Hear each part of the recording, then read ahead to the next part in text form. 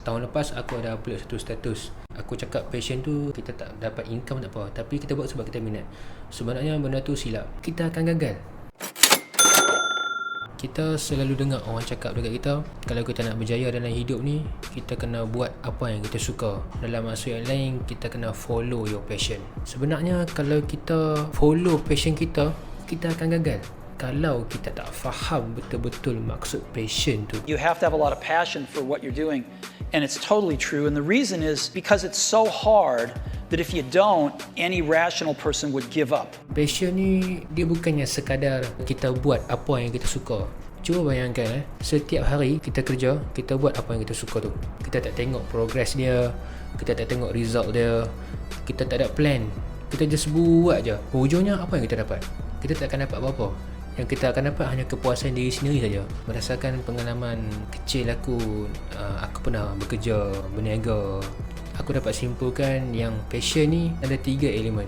Elemen yang pertama, of course, kita mesti suka apa yang kita buat. Tapi dia tak berhenti setakat tu saja. Dia mesti main dengan elemen duit. Apa kerja yang kita suka buat tu mestilah mendatangkan pulangan, mendatangkan income, mendatangkan duit ke dalam poket kita untuk support kita punya family, untuk grow business, untuk bayar bil tu, bil ni dan macam-macam. Bayangkan kalau kita sekadar kerja tapi duit tak masuk, benda tu macam shock sendiri. Tak boleh macam tu. Duit yang masuk tu juga kenalah seiring dengan usaha yang kita buat. Dia tak boleh tak masuk langsung, dia mesti kena masuk juga duit. So poin yang ketiga ialah dia memberi manfaat kepada orang lain. Adakah kerja yang kita suka tu menambah nilai hidup orang tak? Membantu tak orang tu untuk hidup lebih baik? Kita ambil satu contoh. Seorang perompak ni, dia suka merompak, dan bila dia merompak, of course lah dia suka duit. So, adakah apa yang dia buat tu bagi manfaat dekat orang?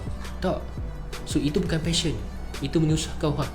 Itu tension kita panggil. Kalau kita suka apa yang kita buat, bagi income dekat kita, tapi tak mendatangkan manfaat dekat orang, kita buat satu benda yang salah. Kat sini dalam konteks bisnes, passion yang kita buat tu mestilah mendatangkan income dan memberi manfaat dekat orang. Itu yang penting. So dalam erti kata lain, maksud passion ni, kita buat apa yang kita suka, dalam masa yang sama apa yang kita buat tu memberikan pulangan dan income dekat kita, dan dalam masa yang sama memberi manfaat dekat orang.